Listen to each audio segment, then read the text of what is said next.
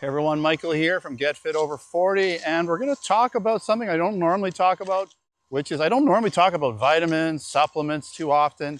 I don't talk about medications, generally speaking. Sometimes I'll comment if someone asks me a question, and I'm not a specialist, and this is by no means medical advice. Always consult your doctor, and always make sure to do your own research. Go down your own rabbit holes, do your own deep diving, like I did for this video.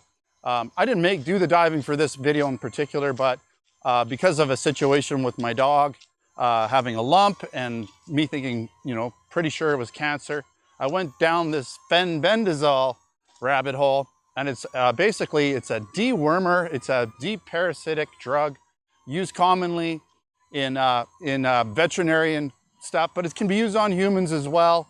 It's kind of similar to ivermectin, like how that's used for deworming and anti-parasitic stuff. So similar kind of drug, but both of these drugs have been, recommended as possible cancer treatments. So again, if you got cancer, I'm not saying don't do chemo and don't do radiation therapy. You might want to consider adding this to your regimen. Sometimes those types of other things aren't effective, right? Maybe this is. And there's a ton of anecdotal information out there. People, especially people like using it with their animals to treat cancers, and even humans to treat cancers. And so for me, the reason I started using it for my dog is because, I actually talked to a fellow in the gym that used it. He had pancreatic cancer. And so I remember that, thinking, hey, maybe we should try this out. And knowing that people, even veterinarians will recommend using this, because not everybody can afford chemotherapy for their pets or radiation therapy for their pets. And so this is a much cheaper alternative. And if your dog is probably going to pass away to cancer, you might as well try this. And same for people, why not try it? Anyways, he had used it and he had really great success with it. I don't know if he was on other treatments, but he seemed to believe that worked for him. And so I did so getting back to my dog, he was limping. He's a 10-year-old Shepherd Cross, and he was limping. And so I kind of looked at the paw and I noticed he had a very hard lump in the tissue around the tendons and ligaments of his wrist, like quite a large one. It was noticeable, and limping. And so I thought, oh geez, and I did my research on shepherds. They quite often get cancers in those areas. It seemed like that was probably it. So right away got him on the Fenbendazole, and within 2 weeks he wasn't limping anymore. Within 2 weeks, like literally that quick, even within a week maybe, the lump was going down. It was noticeably different in size, much smaller. It wasn't exactly gone, but it was much smaller within a week to 2 weeks. And so, jumping ahead now, we're several months in the future, there's no lump whatsoever. He's never had any pain there since it went away after about a week or so. He's doing amazing. If I compare the size, you can't even tell that there was anything there. And it wasn't swelling because it was a hard lump. It was not just your typical, oh, I sprained it. And it was something that had been we'd been noticing him kind of favoring that leg, and then it got worse and worse and worse. So it wasn't like he just injured it. It was something that was happening over time. But not only that, within that week to 2 weeks, we noticed he just came to life. He started acting younger. He started having more energy. He just seemed like a younger version of himself, like more like a puppy.